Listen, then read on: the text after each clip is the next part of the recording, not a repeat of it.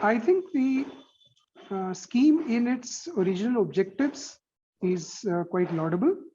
It focuses on that segment of society which was amongst the worst affected by the effects of the COVID pandemic,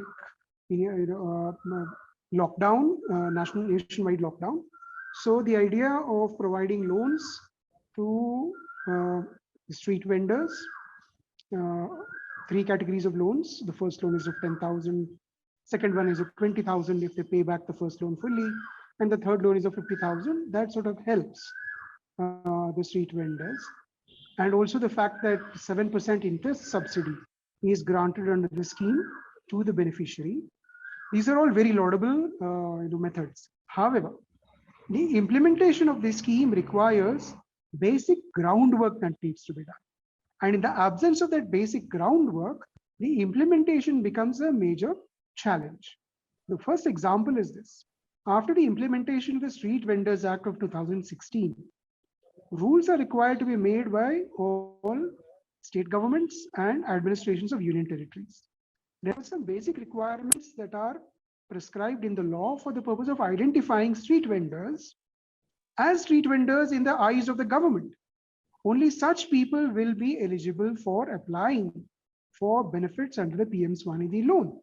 Today, the unfortunate situation in India is that there is no certainty about the total number of even the estimated number of street vendors across this country. This scheme covers only 75 cities according to the government of India. But you will agree with me that all street vendors are not concentrated in 75 cities. They are there in practically every district and every taluka headquarters. There are more than 720 districts in India. So what happens to the rest of the people is a big mystery. So this is one of the reasons why I thought I should pursue this RTI intervention, because neither the Ministry of Housing and Urban Affairs, which implements the scheme primarily, nor the website that is dedicated for publishing statistics about the implementation of this scheme, the PM SVANidhi website, none of them give sufficient detail to understand the spread and the depth of the implementation of this program. That was the primary reason why I filed this RTI application. I also noticed that very, very basic questions were not being asked, either in Parliament through the Q&A sessions, nor did the Parliamentary Standing Committee, the Department-related Parliamentary Standing Committee on Housing and Urban Affairs, which published a report exclusively on the implementation of the PM SVANidhi scheme. They didn't probe some of the issues that I had sought to probe through the RTI Act. And that is what I have published in 4 installments in the public domain about such dimensions of PM SVANidhi implementation, which is otherwise not available anywhere. I analyzed the implementation of the PM SVANidhi scheme from about 5 dimensions. The first one, which got released, because by then the ministry itself had been claiming that about 12 to 13% of the loans given to beneficiaries had become bad loans. So that was my urgency in putting that data out, because I had asked for that data. And the government's own language for this bit of data was non-performing assets. It's not my language. The Ministry of Housing and Urban Affairs has given data tables saying first loan, these many NPAs, second loan, these many NPAs, and they've given data. Now, none of this was actually questioned in Parliament or in the committee. So the data indicates that on the date of my RTI application, which was May, and the response came in June, almost 16% of the loans had been categorized by government as NPAs. I didn't do the categorization, I only did the calculation. They gave me figures, I drew out the percentages. That's number one. Number two, this 15% is not the 15.88% is not actually across the board average. In some states like Uttar Pradesh, the NPAs are more than 20%. Now, the idea is not to blame street vendors for the NPAs. That is not my intention at all. The idea is to say, A, Parliament didn't explore this issue because in December 2021, when their report came out, the committee report came out, NPS were being recorded. So it's not as if the data was not, it's just that they were not questioned. What this actually points out is even for the first loan of 10,000 rupees, and after receiving subsidized interest and also the benefits that the government gives for doing digital transaction, some street vendors are not able to repay the 10,000 rupees, which means they are not able to earn enough. It's not due to lack of willingness to repay the loan. It's the inability of the economy to provide sufficient earnings for the street vendor. And this is a major issue that Parliament has completely ignored. The second major finding is this, that even though the government says that there are about 55 lakh applicants were there, and then they have given another set of figures as far as the actual sanctions, the disbursal rather. The sanction figures are there, and then disbursal, which means the money actually has been deposited in the account of the beneficiaries.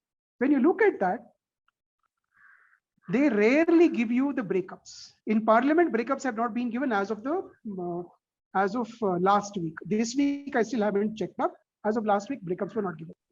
While the large number of takers, about 30-35 lakh beneficiaries, that's all. Not everybody has been disbursed loans out of the 55 lakhs. It's about 30-35 lakhs.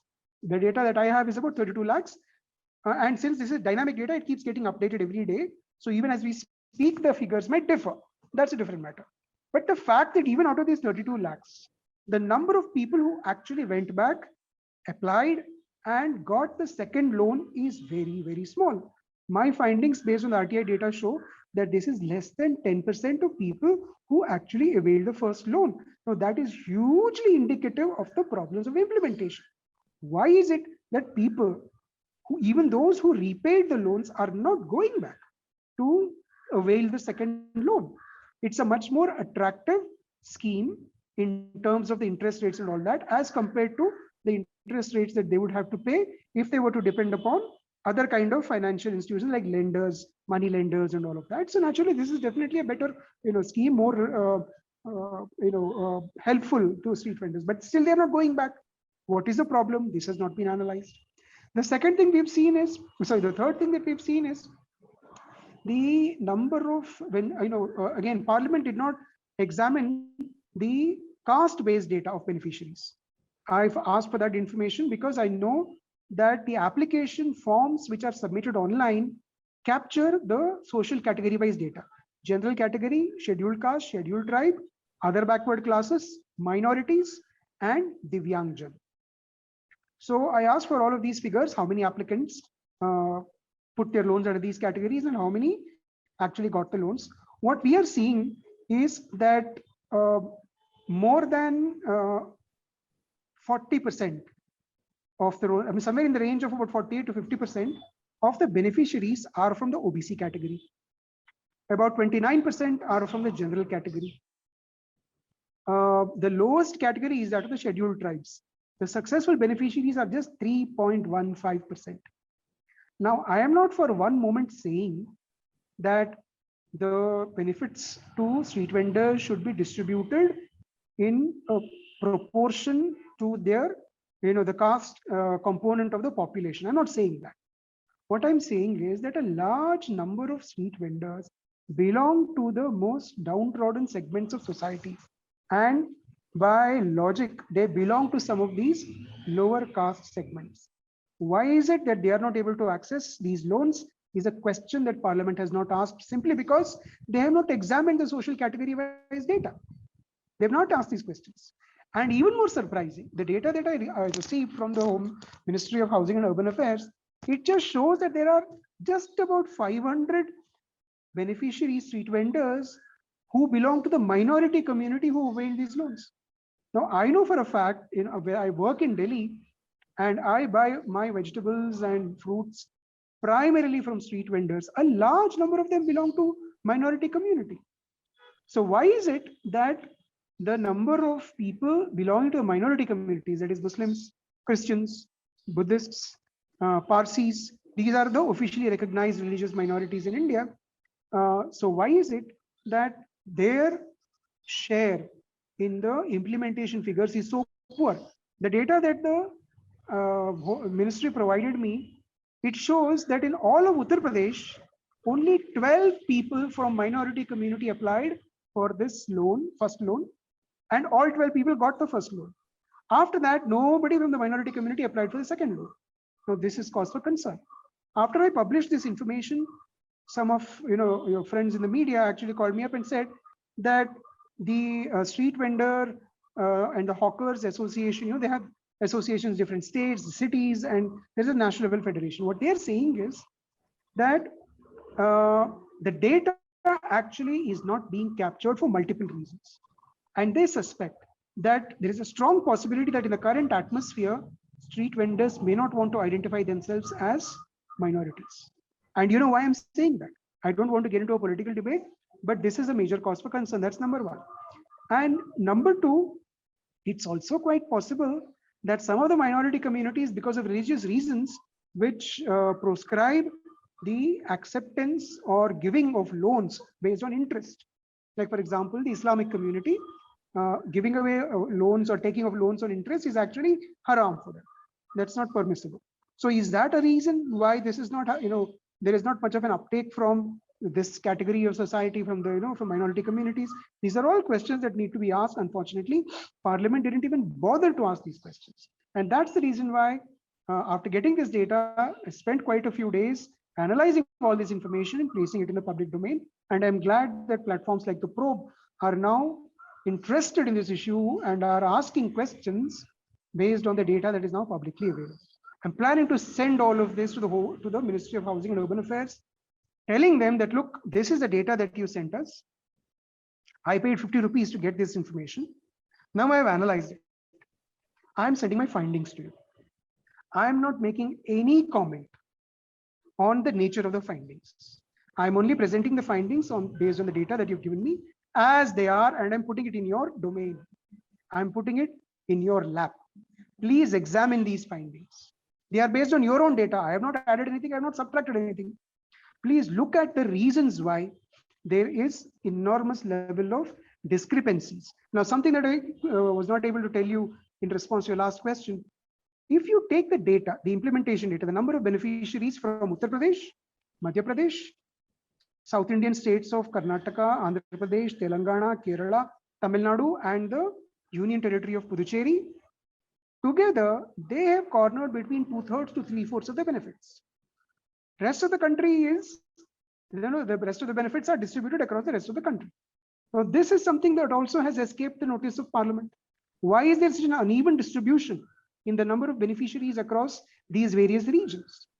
Just 7 states and 1 union territory, and 75% of your benefits are gone. They're all cornered there. What about the rest of the country? So these are questions that Parliament needs to examine. These are questions that the department itself needs to examine and see where are the shortcomings. Now, I have only done data analysis. I have not gone to the ground level to talk to the beneficiaries as to what the problems are.